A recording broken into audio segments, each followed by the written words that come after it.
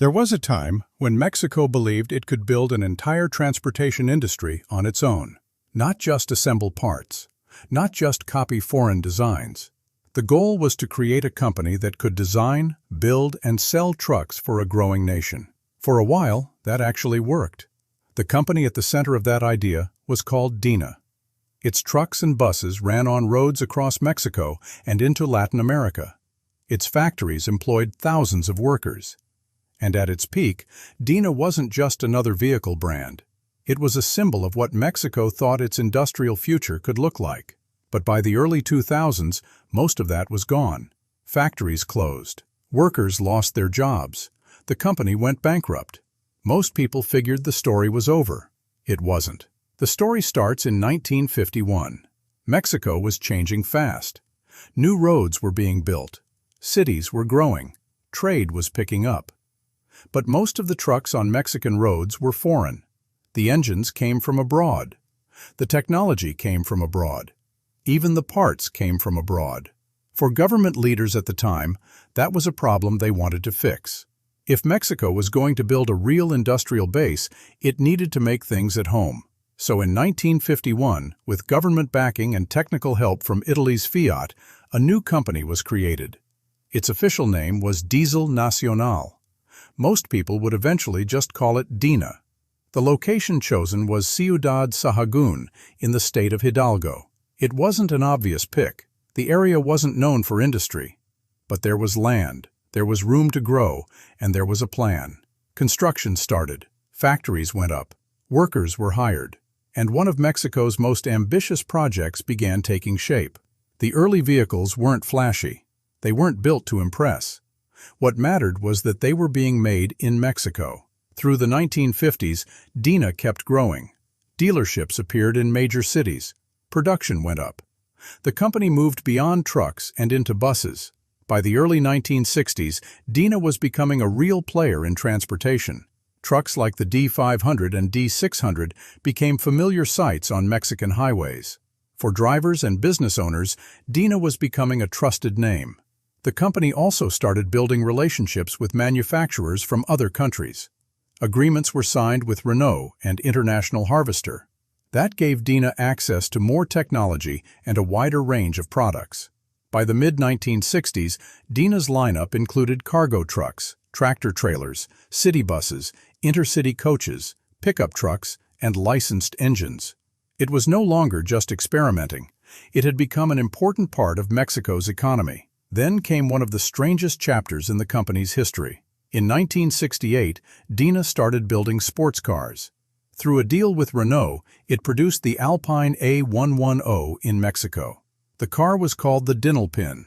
It was light, stylish, and nothing like the trucks rolling off the same factory floor. Even today, it's one of the most interesting footnotes in Mexican automotive history. But another vehicle introduced that same year would leave a much bigger mark. In 1968, Mexico hosted the Olympic Games.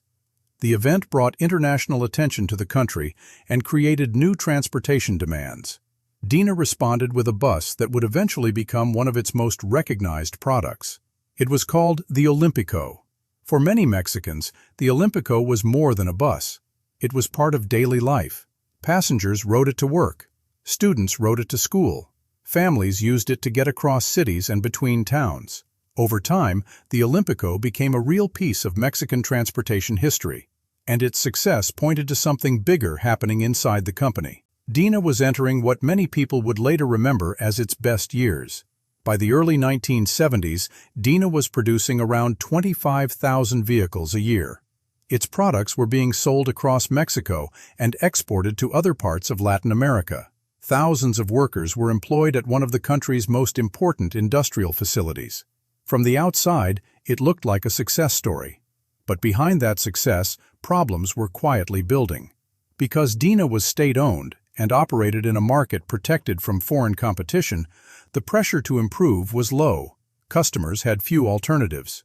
Government support absorbed a lot of the financial strain that private companies normally had to manage on their own. Over time, that created some bad habits. Operations became complicated. Costs kept rising. New technologies that were standard elsewhere arrived slowly inside Dina. A large bureaucracy made it hard to change direction quickly. There was also a money problem.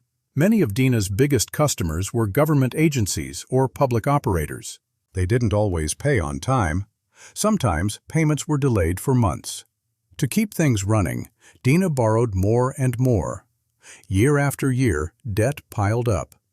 No single problem was enough to sink the company on its own. But together, they were building toward something serious. By the late 1980s, Mexico's economic policies were shifting. The government was pulling back from running major industries. State-owned companies across the country were being pushed to either become more efficient or move into private hands. When President Carlos Salinas de Gortari took office in 1988, selling off government companies became a central part of his agenda. Dina was on the list. In 1989, after nearly 4 decades of government ownership, Diesel Nacional was sold. The buyer was Grupo Empresarial G, a business group from Guadalajara, led by the Gomez Flores family. The sale price was about $84 million. Many observers thought that number seemed low for one of the most important vehicle manufacturers in Latin America. The new owners believed they could turn things around. They had established factories, working partnerships, and a brand that people still recognized. What they also had, though, was years of accumulated debt, aging equipment, and a business built for a protected market that was about to disappear. On January 1, 1994, NAFTA took effect. For Dina, it meant the end of the market protection it had relied on for decades. Suddenly, some of the biggest truck manufacturers in the world had direct access to Mexican customers. Kenworth, Freightliner, Volvo, Scania, Navistar. These weren't small competitors.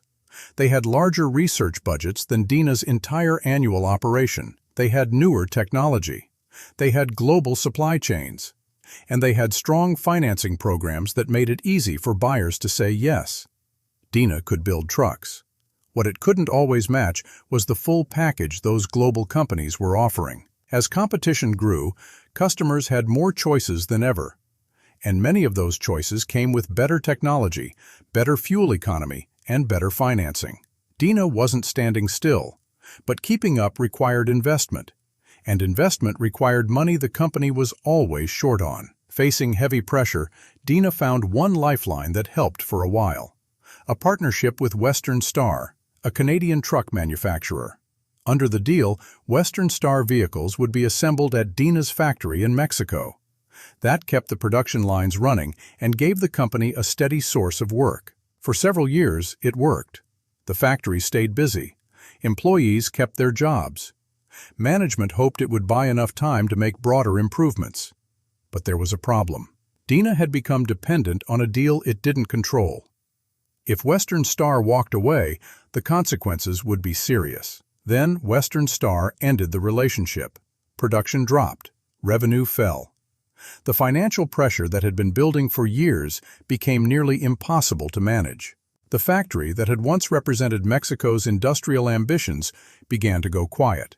And on September 11, 2001, while the world's attention was on the attacks in New York and Washington, Dina's truck manufacturing operations in Ciudad Sahagún effectively shut down.